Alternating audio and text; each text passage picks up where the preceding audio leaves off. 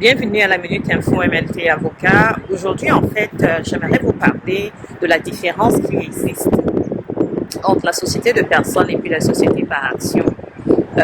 Pourquoi? Parce que plusieurs clients récemment se posaient des questions quant à savoir quels sont les avantages et puis les inconvénients de l'un versus l'autre.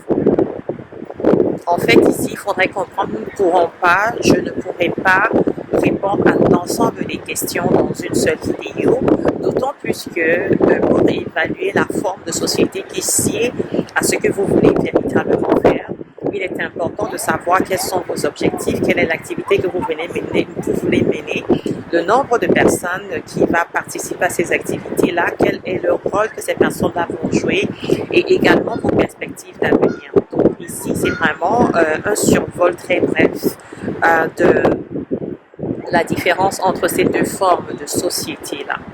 La société de personnes, en fait, ici, est distincte de la société par action en ce que, dans la société de personnes, vous n'avez pas l'existence du voile corporatif.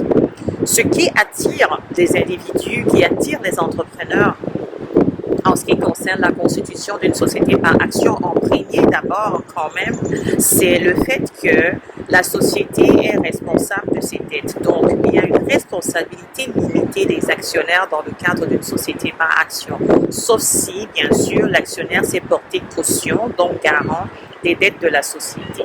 Ce qui n'est pas le cas dans une société de personnes. On a trois formes de société de personnes généralement. La société en participation, la société en nom collectif et la société en commandite. Donc, généralement, là, dans l'une de ces formes de société, il n'y a pas du tout de distinction entre la société et les personnes qui la constituent, dont les associés.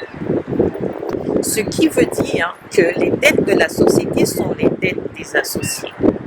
Et puisque les associés contractent donc les dettes dans l'exploitation de leur activité d'entreprise et qu'il n'y a pas du tout de voile corporatif, l'ensemble de vos biens, comme nous dit le Code civil, qui constitue le gage commun de vos créanciers, vos biens peuvent être saisis par l'un quelconque de vos créanciers pour les dettes de l'entreprise que vous exploitez. Ce qui veut dire de manière plus concrète que votre fournisseur, dans le cadre de votre entreprise, peut saisir votre maison ou votre véhicule. Pourtant, ceci n'a rien à voir avec l'exploitation de votre entreprise.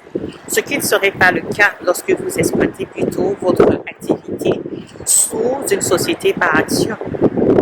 Mais ce n'est pas la seule chose qu'on va regarder.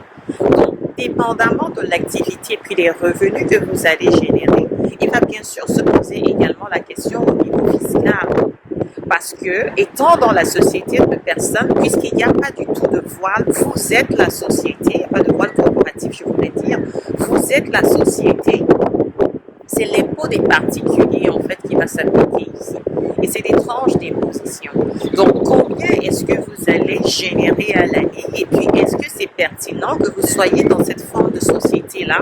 Si, en fait, votre objectif au final, ce serait de pouvoir minimiser, en fait, votre charge fiscale.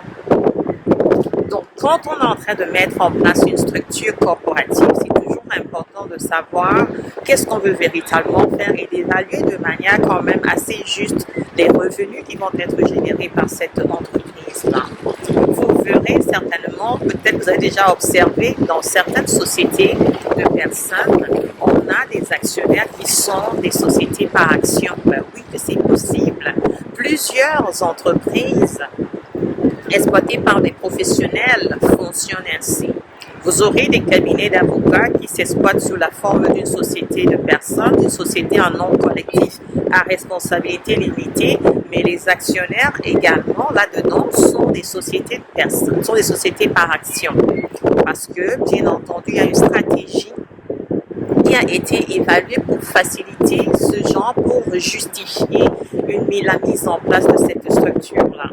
Donc, si vous voulez vous lancer en affaires et que vous vous posez la question de savoir quelle est la forme appropriée pour la gestion de votre activité d'entreprise, rencontrez un professionnel afin de pouvoir évaluer justement ce que vous voulez faire.